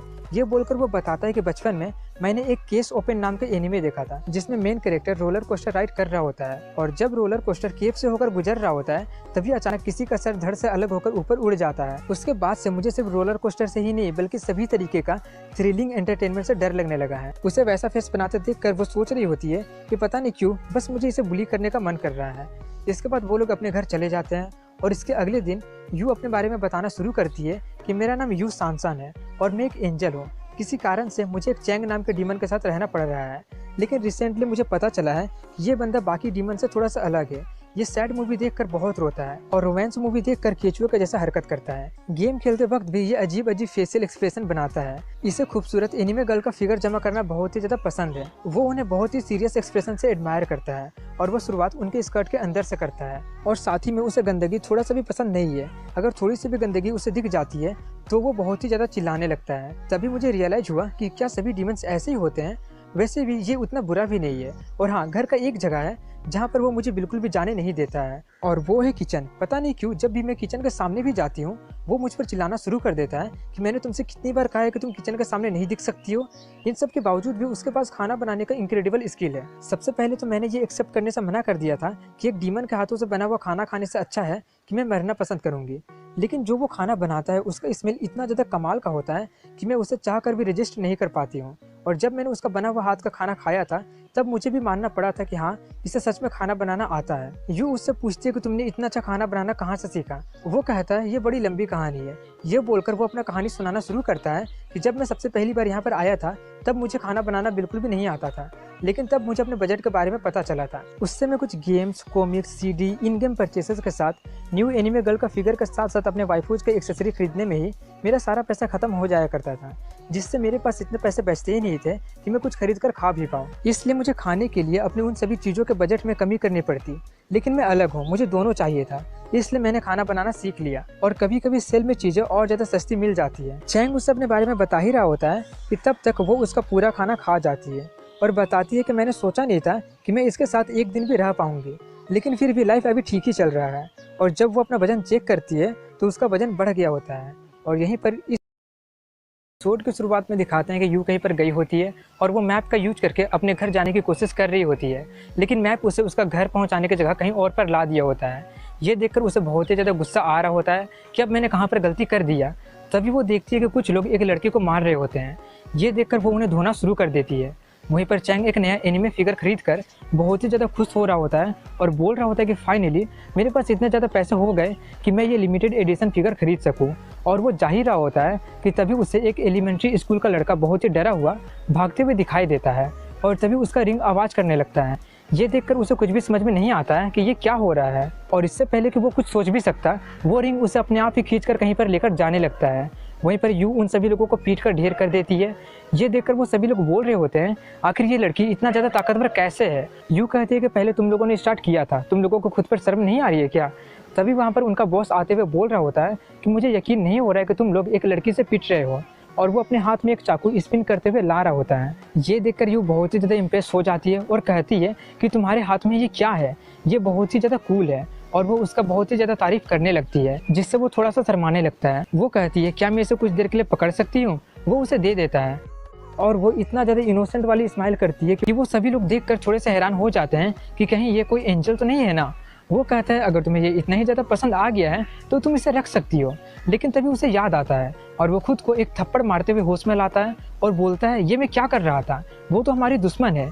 तभी यू को भी याद आ जाता है और वो कहती है कि मैं तुम लोगों को आखिरी वार्निंग दे रही हूँ कि दोबारा ऐसा मत करना। उनका बॉस उसे धमकी दे ही रहा होता है कि तभी वहाँ पर चैंग खींचकर ला दिया जाता है और वो उसके बॉस से टकराते हुए कचरा में जाकर गिर जाता है। उसे वहाँ पर देखकर वो कहती है तुम यहाँ पर क्या कर रहे हो। वो कहता है कि ये क्वेश्चन मेरा है कि क्यों रिंग मुझे इस फालतू सा जगह पर लाकर पटक दिया, और वो लोग वहीं पर फिर से लड़ना शुरू कर देते हैं।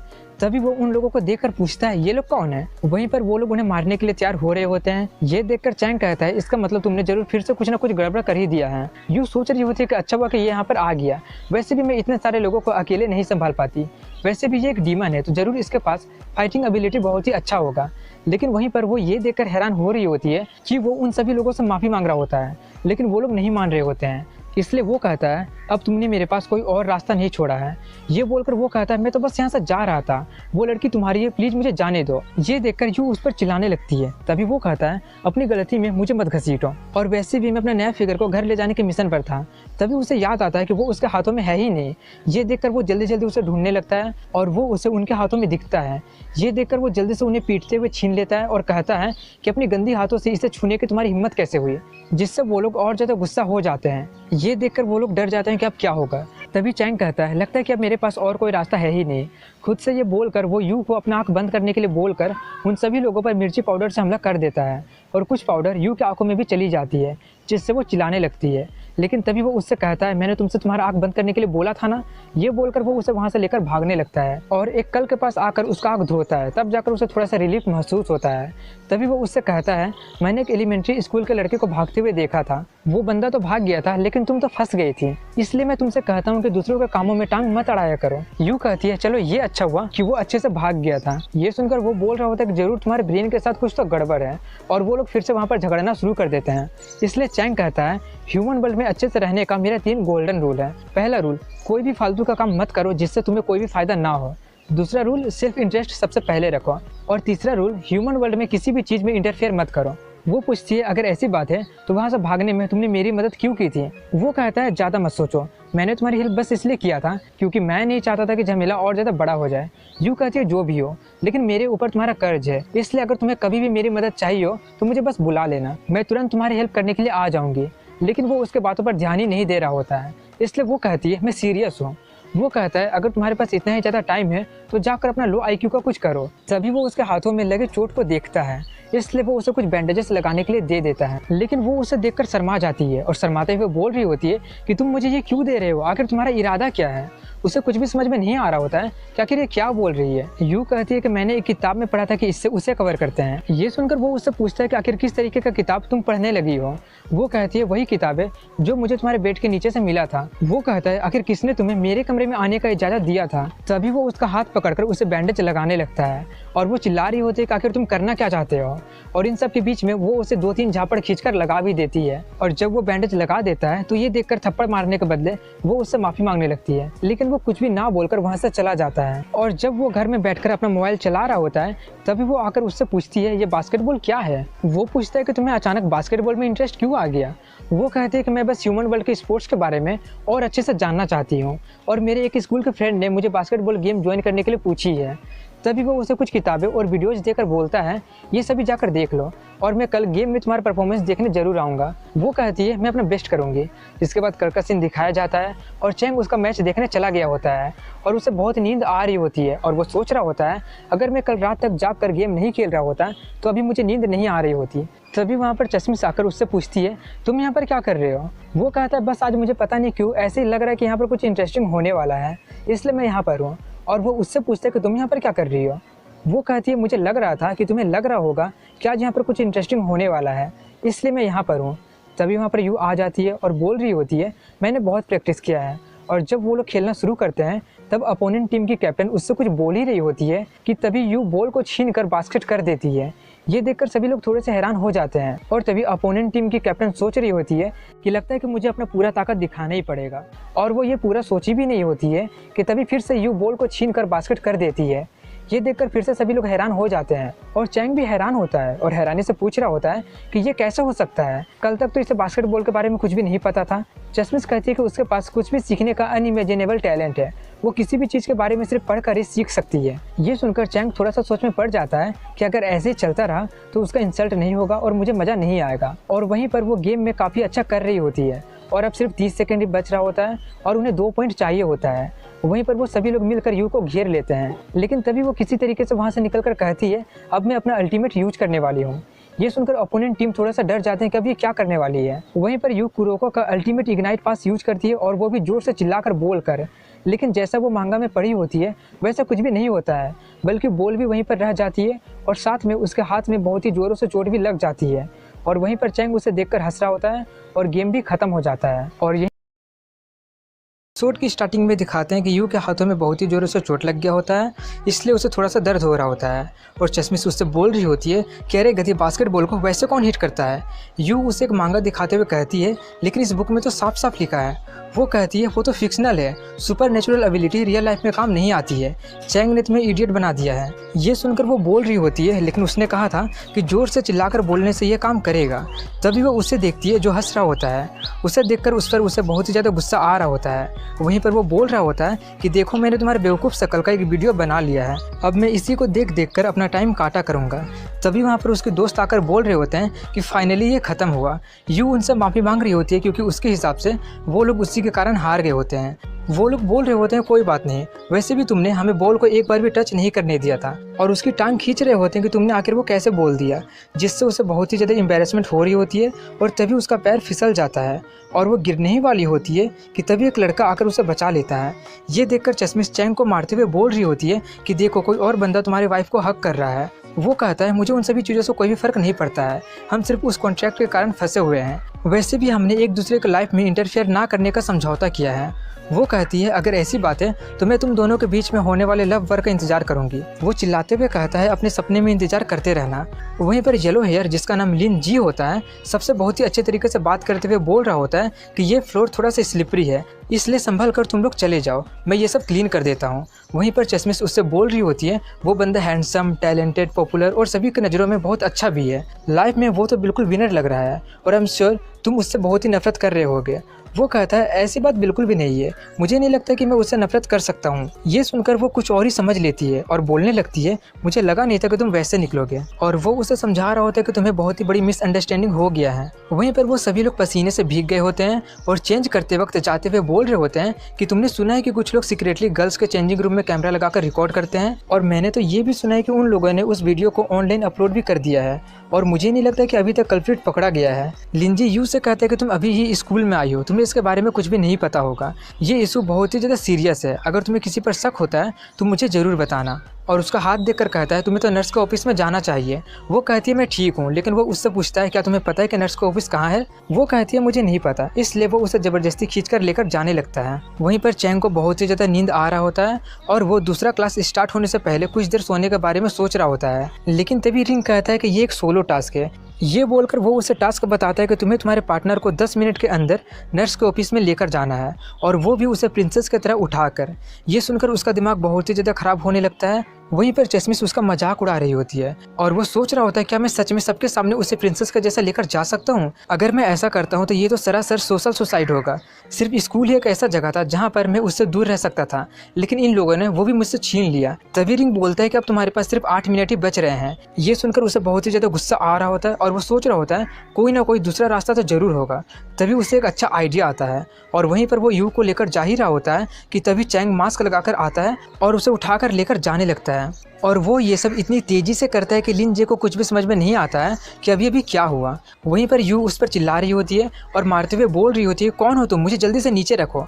वो कहता है अरे गधी ये मैं हूँ, मारना बंद करो, चोट लग रहा है और वैसे भी ये एक टास्क है। ये बोलते हुए वो उसे जल्दी से नर्स के ऑफिस में लेकर चला जाता है और गेट बंद करके सोच रहा होता है कि अच्छा हुआ कि मेरे पास ये मास्क था और उससे भी अच्छा ये हुआ कि किसी ने नोटिस नहीं किया कि वो मैं था। लेकिन अभी भी टास्क पूरा नहीं हुआ होता है। रिंग उससे बोल रहा होता है कि जल्दी से उसका चोट का इलाज करो। ये सुनकर उसे और ज़्यादा गुस्सा आ रहा होता है और उसे चेक करने लगता है कि कहीं पर तुम्हें चोट लगा है या नहीं। और यू उस पर चिल्ला रही होती है आखिर तुम मुझे कहाँ पर छू रहे हो। तभी उसे उसका पैर में एक चोट मिल जाता है। ये देखकर वो कहता है मुझे विश्वास नहीं हो रहा है कि तुम इस चोट के साथ खेल रही थी। तभी वो उसे स्प्रे मारकर बैंडेज कर देता है। ये देखकर वो उससे पूछती है तुम्हें कैसे पता चला कि मुझे चोट लगी है। वो कहता है तुम सच में बेवकूफ़ हो, कौन जिम्नास्टिक शू पहनकर बास्केटबॉल खेलता है। मैं पूरे टाइम तुम्हें ही देख रहा था क्योंकि मैं नहीं चाहता था कि जब तुम्हारा मजाक उड़े या इंसल्ट हो तो मैं उसे मिस ना कर दूं। ये सुनकर उसे बहुत ही ज़्यादा एम्बैरेसमेंट हो रहा होता है। वहीं पर वो उसका मजाक उड़ा रहा होता है कि जब तुम अपने दोस्तों के साथ बात कर रही थी तब का तुम्हारा एक्सप्रेशन कमाल का था। तुम उनके सामने जो बेवकूफ़ बनी थी ना, वो वाला एक्सप्रेशन बहुत ही ज़्यादा हिलेरियस था। यूँ कहती है वो इसलिए हुआ क्योंकि ये पहली बार है कि मैं दोस्त बना रही हूँ। और उससे पूछती है कि वैसे उस ब्लोंडी सीनियर बंदे का क्या हुआ, तुम गुस्सा नहीं हो कि मैं उससे बात कर रही थी। लेकिन वो उसका कोई जवाब नहीं देता है और बोलता है कि मैंने तुम्हारा मरहम पट्टी कर दिया है। तभी रिंग टास्क पूरा होने पर उसे कांग्रेट्स करता है। वो कहता है अब मेरा यहाँ पर काम पूरा हो गया है। ये बोलकर वो वहाँ से जाने लगता है। लेकिन तभी यू को याद आता है कि बास्केटबॉल कोर्ट में उसने जो उसका इज्जत का धज्जिया उड़ाया था उसका बदला वो अभी तक नहीं ली है, इसलिए वो उसे मारने की कोशिश करने लगती है। लेकिन वो उससे बचते हुए उसका मजाक उड़ा रहा होता है और उसे ये बोलकर वहाँ से जाने लगता है कि मुझे इससे कोई फ़र्क नहीं पड़ता कि तुम किससे बात करती हो या किससे बात नहीं करती हो। और एक आखिरी वार्निंग देता है कि तुम्हारे लिए यही अच्छा होगा कि तुम उस ब्लोंडी सीनियर से दूर ही रहो। वो पूछती है कि आखिर तुम्हारा मतलब क्या है, लेकिन वो उसे चिढ़ाकर वहाँ से भाग जाता है। तभी यू को याद आता है कि चेंजिंग रूम कहाँ पर है, वो तो ये पूछना भूल ही गई। तभी वहाँ पर मौजूद नर्स उसे चेंजिंग रूम का रास्ता बता देती है। उसे वहाँ पर देखकर वो थोड़ा सा डर जाती है कि यहाँ पर पहले से ही कोई था। वो कहती है मैं यहाँ पर पूरे टाइम से थी, लेकिन तुम लोगों ने अपने आप ही सब कुछ करना शुरू कर दिया था, इसलिए मैं इंटरफेयर करने के बारे में नहीं सोची थी। वैसे भी आजकल के कपल काफ़ी ज़्यादा ओपन माइंडेड हो गए हैं। रिंग टास्क पता नहीं ये सब क्या है, क्या ये किसी तरीके का नया रोल प्ले है क्या। ये सुनकर वो बहुत ही ज़्यादा एम्बैरेस हो जाती है और उन्हें सॉरी बोलकर वहाँ से भागने लगती है और सोच रही होती है कि मुझे यकीन नहीं हो रहा है कि किसी ने हमें देख लिया। और तभी वो वहीं पर भूल जाती है कि उसे किस तरफ जाना था और उसके साथ वो खुद वहीं पर खो जाती है। वहीं पर चैंग कुछ फैन आर्ट को देखकर बहुत कुछ इमेजिन कर रहा था। तभी उसे याद आता है कहीं वो गुम तो नहीं हो गई ना। वैसे भी स्कूल में वो कहाँ पर गुम हो सकती है। वहीं पर उसे दिखाते हैं जिसे पता नहीं होता कि आखिर वो कहाँ पर है। इसके बाद स्विमिंग चेंजिंग रूम को दिखाते हैं जहाँ पर कुछ लड़के जाकर कैमरा लगा रहे होते हैं और बातें कर रहे होते हैं कि थैंक्स टू क्लब का प्रेसिडेंट जिसके कारण हमें इतनी आसानी से इस रूम का चाबी मिल गया। वहीं पर उसके क्लब के प्रेसिडेंट को दिखाते हैं जो लिन जी ही होता है। वो बोल रहा होता है अब मेरी टांग खींचना बंद भी करो। वैसे भी अच्छा इंसान बनने की एक्टिंग कर करके मैं थक गया हूँ। और अपना मोबाइल देखकर बोल रहा होता है कि पिछली बार वीडियो काफ़ी अच्छा रिकॉर्ड हुआ था जिसके कारण हमें व्यूज और फॉलोवर्स भी काफ़ी अच्छा मिल गया। वहीं पर यू को दिखाते हैं जो अभी भी चेंजिंग रूम ही ढूंढ रही होती है और तभी उसे एक चेंजिंग रूम मिल जाता है। उसे देखकर वो बहुत ही ज़्यादा खुश हो जाती है और उसमें चली जाती है और वो वही रूम होता है जिसमें वो लोग कैमरा लगा रहे होते हैं। यू को वहाँ पर देखकर वो लोग काफ़ी ज़्यादा डर जाते हैं और आपस में बातें करने लगते हैं तुमने दरवाज़ा बंद नहीं किया था क्या। दूसरा कहता है मुझे लगा था कि तुमने दरवाज़ा बंद कर दिया है। ब्लोंडी भी उसे देखकर घबरा जाता है कि अरे ये यहाँ पर क्या कर रही है। यू को कुछ भी समझ में नहीं आ रहा होता कि आखिर ये लोग यहाँ पर क्या कर रहे हैं। और यहीं पर इस एपिसोड की शुरुआत में दिखाते हैं कि लिन जी यू को वहाँ पर देखकर काफ़ी ज़्यादा घबरा रहा होता है कि ये यहाँ पर क्या कर रही है। ये जगह तो बास्केटबॉल के चेंजिंग रूम से काफ़ी ज़्यादा दूर है। लेकिन तभी वो खुद को शांत करता है और सोचता है कि मैं अभी भी सिचुएशन को संभाल सकता हूँ। ये सोचकर वो उससे कहता है कि देखो यू तुम गलत समझ रही हो, हम यहाँ पर इन्वेस्टिगेट करने आए थे क्योंकि हमें रिपोर्ट किया गया था, इसलिए हम लोग यहाँ पर एविडेंस ढूंढ रहे हैं। लेकिन वहीं पर वो दोनों काफ़ी ज़्यादा घबरा चुके होते हैं और बोल रहे होते हैं कि लगता है कि हम लोग एक्सपोज हो गए, अब हम क्या करें। ये सुनकर ब्लोंडी को उन लोगों पर बहुत ही ज़्यादा गुस्सा आ रहा होता है कि ये लोग मुझे पकड़वा देंगे। तभी यू कहती है कहीं तुम ही लोग तो इसके पीछे नहीं हो ना। ये सुनकर उसका सारा प्लान फेल हो जाता है, इसलिए वो कहता है जल्दी से गेट बंद करो और इसे भागने मत देना। इसलिए जल्दी से वो लोग दरवाज़ा बंद करते हैं और एक बंदा उसका हाथ पकड़ लेता है। लेकिन तभी यू उसे उठाकर पटक देती है और दूसरा बंदा भी उसे पकड़ने का ट्राई करता ही है कि वो उससे भी पटक देती है। ये देखकर ब्लोंडी को बहुत ही ज़्यादा हैरानी हो रही होती है कि कहीं ये किसी तरीके का कोई मॉन्स्टर तो नहीं है ना। और जब यू उसे भी मारने ही वाली होती है कि तभी वो उसे ब्लैकमेल करना शुरू करता है कि मेरे पास तुम्हारे भी ह्यूमिलिएशन फ़ोटोज़ है, अगर तुम नहीं चाहती हो कि मैं इसे वायरल करूँ। तभी यू उसे डराते हुए कहती है तो क्या। तभी वो उसे उनका फ़ोटोज़ दिखा देता है और वो सीन वहीं पर कट हो जाती है। अगले सीन में उनके दोस्तों को दिखाते हैं जो लोग बोल रहे होते हैं कि यू सच में बहुत ही ज़्यादा स्लो है, शायद वो फिर से गुम हो गई होगी। दूसरी कहती है या फिर शायद वो सीनियर के साथ होगी, वैसे भी वो बहुत ही ज़्यादा क्यूट है, कोई लड़का कैसे उसे रजिस्ट कर सकता है। तभी वहाँ पर यू आकर कहती है सॉरी गाइज, मैं रास्ता भटक गई थी। वो लोग पूछते हैं कि तुम्हारे चेहरे पर ये चोट कैसे लग गया। वो झूठ बोल देती है कि मैं गिर गई थी।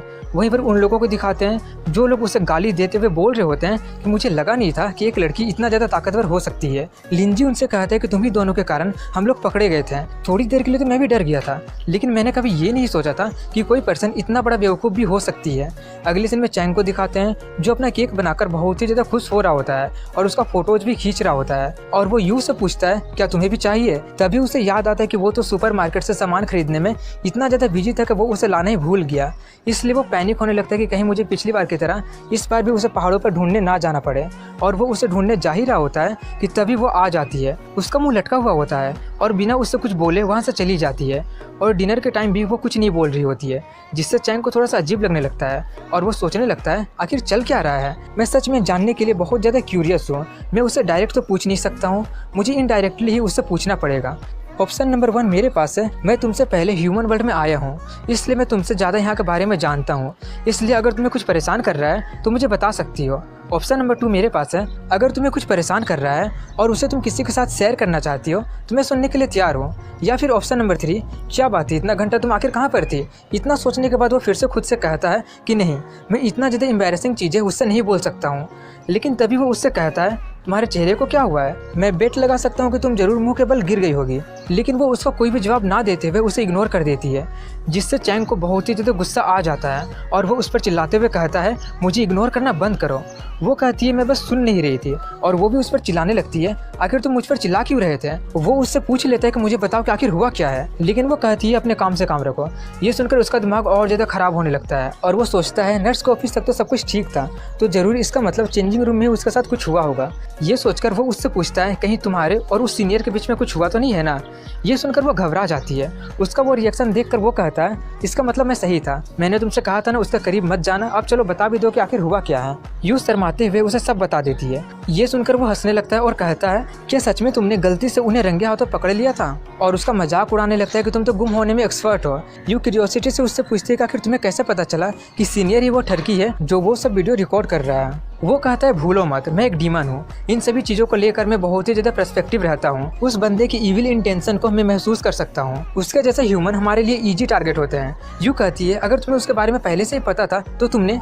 चैंग उसके बात को वहीं पर काटते हुए कहता है क्योंकि ये मेरा रिस्पॉन्सिबिलिटी नहीं है, मैं कोई पुलिसमैन नहीं हूँ, इसलिए मैं अपना कीमती समय फालतू के कामों में बर्बाद नहीं कर सकता हूँ। और वैसे भी ये इंसानों का मामला है, इसमें मुझे इंटरफेयर करने का कोई ज़रूरत नहीं है। पर मुझे इसकी उम्मीद नहीं थी कि तुम 2-4 इंसानों द्वारा हार जाओगे।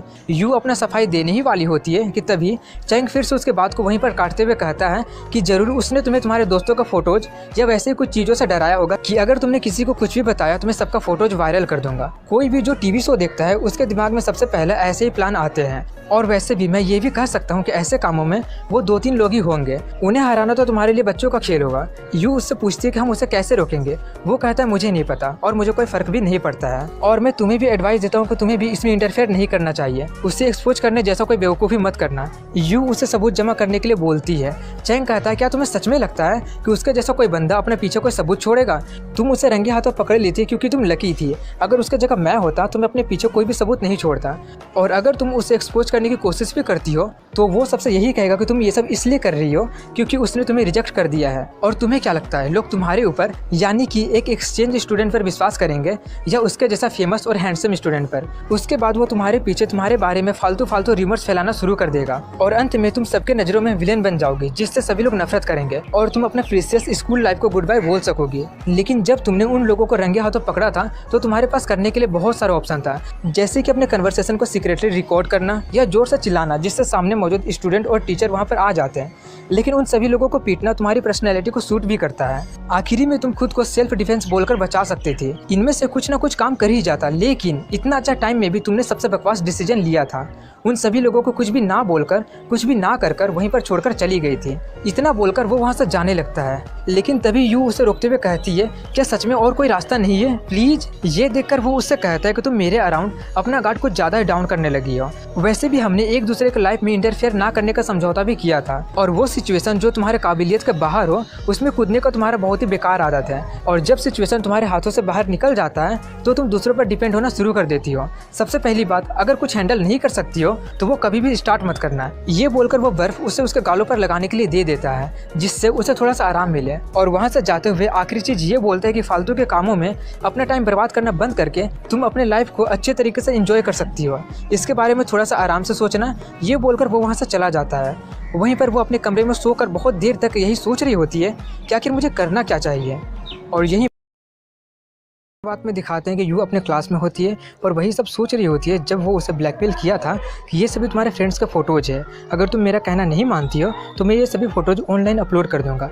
अगर मैं ऐसा करता हूँ तो सोचो उनके साथ क्या होगा। लोग उन्हें घटिया नज़रों से देखेंगे, शायद वो लोग स्कूल भी छोड़ सकते हैं, या ऐसा भी हो सकता है कि लोग उन्हें अब्यूज करें जिससे उनके दिमाग पर बहुत ज़्यादा असर होगा। ऐसा भी हो सकता है कि वो लोग ट्रॉमाटाइज हो जाए और कभी भी नॉर्मल ज़िंदगी जी ही ना पाए। अगर ऐसा होता है तो उसका जिम्मेदार सिर्फ और सिर्फ तुम ही होगी।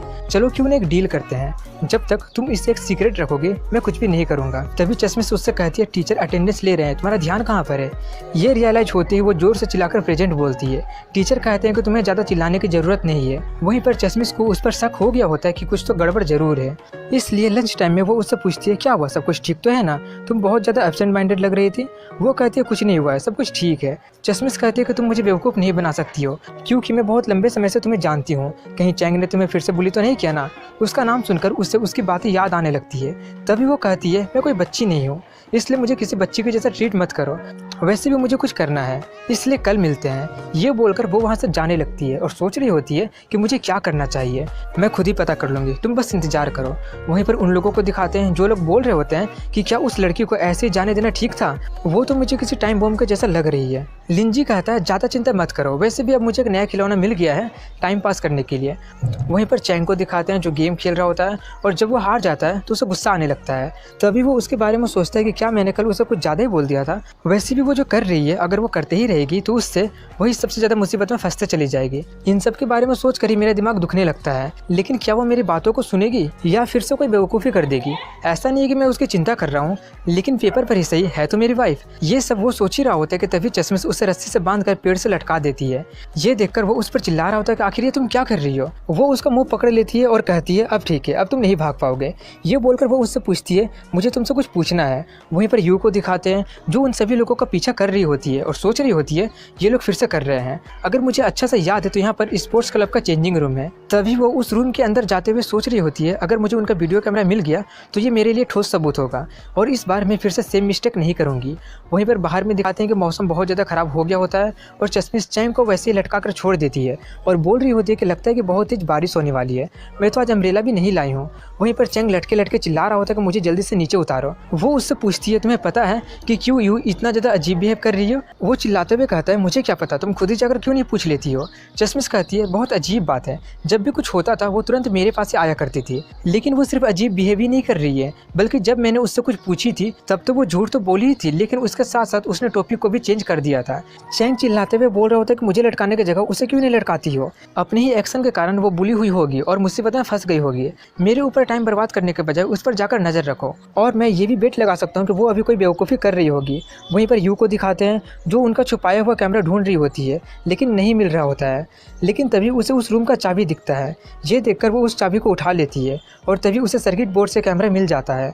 उसे निकालकर वो खुश हो रही होती है कि ये एक अच्छा सबूत के जैसा यूज किया जा सकता है। लेकिन तभी वो लोग उसका फोटो खींच लेते हैं और कहते हैं कि लगता है हमें एक अच्छा फोटो मिल गया है। ब्लोंडी कहता है, किसने सोचा था कि सीक्रेट वीडियो रिकॉर्डिंग के पीछे एक लड़की होगी। तुम एक लड़की हो इसलिए आसानी से गर्ल्स चेंजिंग रूम में आ जाया करती थी। उनकी बातें सुनकर यू बहुत ज़्यादा घबरा जाती है और कहती है, ये तुम लोग क्या बोल रहे हो। ब्लोंडी कहता है ये तो मुझे बोलना चाहिए, तुम्हारे हाथों में अभी भी रूम का चाबी है, मैं तो बस यहाँ से जा रहा था, लेकिन मैं कितना लकी था कि मैंने तुम्हें गलती से रंगे हाथों पकड़ लिया। ये सुनकर उसे बहुत ज़्यादा गुस्सा आ जाता है और वो उसका मोबाइल छीन लेती है और कहती है कि वो फोटो अभी भी इसी में होगा। ब्लोंडी कहता है हे वापस करो उसे, लेकिन फिर से अपने ईविल एक्सप्रेशन के साथ बोलता है मैं तो बस मजाक कर रहा था, मैंने पहले ही सभी फ़ोटोज़ का बैकअप रख लिया है, अब बहुत लेट हो चुका है, लेकिन मुझे तुम्हारा थैंक्स करना चाहिए क्योंकि मुझे सच में नहीं पता था कि तुम इतनी बड़ी बेवकूफ़ निकलोगी। ये देखकर यू बहुत ज़्यादा गुस्सा हो जाती है और उसका कॉलर पकड़ लेती है, लेकिन तभी वो कहता है तुम मुझे चोट नहीं पहुंचा सकती हो, प्लीज़ शांत हो जाओ, तुम जो करने जा रही हो उसके लिए अभी भी लेट नहीं हुआ है। उसका इतना ज़्यादा इनोसेंट एक्सप्रेशन देखने के बाद वो बहुत ज़्यादा शॉक्ड हो जाती है, सदमा में जाने लगती है कि इतना कुछ करने के बाद भी ये इतना ज़्यादा शांत कैसे रह सकता है, इतना इनोसेंट एक्सप्रेशन कैसे बना सकता है। और उससे काफ़ी ज़्यादा डर लगने लगता है क्योंकि ऐसा ना कभी वो लाइफ में देखी होती है, ना ही सुनी होती है और ना ही कभी एक्सपीरियंस की होती है। ये पहली बार उसके साथ हो रहा होता है, इसलिए वो लगभग ट्रॉमाटाइज होने लगती है और सोचती है कि ये तो इंसानी रूप में कोई डीमन है, और तभी वो वहाँ से भाग जाती है। वहीं पर वो अपना मोबाइल उठाते हुए कहता है काफ़ी महंगा मोबाइल है, उसने तो इसका कांच ही तोड़ दिया, और अपने पार्टनर से पूछता है क्या तुमने अच्छा सा सब कुछ रिकॉर्ड कर लिया है। वो कहता है हाँ मैंने सब कुछ रिकॉर्ड कर लिया है और वो भी फुल HD में, और मुझे नहीं लगता है कि इसके बाद वो इडियट कभी हमारे काम में टांग अड़ाएगी। और वो लोग नया स्टोरी बनाते हैं कि सीक्रेटली वीडियो रिकॉर्ड करने वाली कल्प्रिट रंगे हाथों पकड़ी गई और एम्बैरेसमेंट और गुस्सा के कारण वो मुझ पर वायलेंस होने लगी, लेकिन एविडेंस को ना मिटा पाने के कारण वो वहाँ से भाग गई। और यही होता है उनका पूरा स्टोरी बताने के बाद वो बहुत खुशी से बोल रहा होता है कि इससे पहले मैं कभी भी इतना ज़्यादा एक्साइटेड अपने पूरे लाइफ में नहीं हुआ हूँ, और वैसे भी चीज़ें और भी ज़्यादा इंटरेस्टिंग होने वाली है। वहीं पर चश्मिश चैंग से कुछ बोल ही रही होती है कि तभी वो यू को वहाँ से भागते हुए देखती है, और जैसे ही वो चैंग पर से अपना नज़र हटाती है चैंग वहाँ से भाग जाता है और जल्दी से जाकर अपना सारा कपड़ा बारिश होने से पहले ही अपने घर में ला लेता है। और चश्मिश पर चिल्ला रहा होता है कि ये सभी लिमिटेड एडिशन शर्ट्स है, उसके कारण ख़राब हो सकती थी। तभी उसे यू याद आती है, उसे याद करके वो खुद से कहता है कि वो पहली बार था कि मैंने उसका वैसा एक्सप्रेशन देखा था। जो भी हो, जब उसे भूख लगेगा तो वो खुद ही वापस आ जाएगी। लेकिन देखते देखते 3 घंटे बीत जाता है और वो अभी भी नहीं आई होती है और ना ही कॉल उठा रही होती है, जिससे उसे बहुत ज़्यादा गुस्सा आ रहा होता है। लेकिन तभी उसे रियलाइज़ होता है कि मुझे फ़र्क क्यों पड़ रहा है। लेकिन तभी ज़ोर से बिजली चमकती है, ये देखकर वो उसे ढूंढने चला जाता है और लोगों से पूछता है, चश्मिश को कॉल करके पूछता है कि क्या तुम्हें वो मिली। मुझे तो वो नहीं मिली है, मैं अपने अपार्टमेंट जा रहा हूँ। ये बोलकर वो अपने घर चला जाता है और वो देखता है कि वो वहीं पर कोने में बैठी होती है और वो पूरा भीग गई होती है, और वो उस पर चिल्लाने लगता है कि तुम्हें हो क्या गया है, तुम तो बिल्कुल किसी सीट के जैसे लग रही हो। और उसे भड़काना शुरू कर देता है कि यही रियलिटी है, ये कोई फेरी टेल नहीं है। तुम जितना ज़्यादा रिट्रीट करोगे तुम्हारे दुश्मन और ज़्यादा ताकत से तुम पर हमला करेंगे। तुम कुछ भी भाग कर सॉल्व नहीं कर सकती हो। अगर तुम इसे भी हैंडल नहीं कर सकती हो तो अपने घर वापस जा सकती हो। जैसा एक्सपेक्ट किया था, एंजल्स होते ही ऐसे है। बुली का विक्टिम होना भी तुम पर सूट करता है। ये सब सुनकर उससे अब और रहा नहीं जाता है और वो उसे मारना शुरू कर देती है। चैंग खुद को जैसे तैसे बचाते हुए कहता है बस बस हो गया। चैंग देखता है कि वो बहुत ज़्यादा रो रही होती है और तभी वो गलती से उसे एक पंच मार देती है। चैंग कहता है तुम्हारा हो गया। ये देखकर यू बहुत ज़्यादा अफसोस करने लगती है और कहती है मेरा सच में वो मतलब नहीं था, और सॉरी बोलकर जल्दी से अपने कमरे में जाकर दरवाज़ा बंद कर लेती है और बहुत ज़्यादा दुखी होती है और सोच रही होती है आखिर मैं कर क्या रही हूँ, मैं बस गायब होना चाहती हूँ। वहीं पर चैंग चश्मिश को मैसेज करके बता देता है कि वो इडियट घर आ गई है, इसलिए तुम्हें भी अपने घर चले जाना चाहिए। वो मैसेज पढ़ के वो रिलीफ महसूस कर रही होती है और बोल रही होती है कि वो दोनों सच में बहुत दिमाग ख़राब करते हैं। और यहीं पर इस एपिसोड की एंडिंग हो जाती है।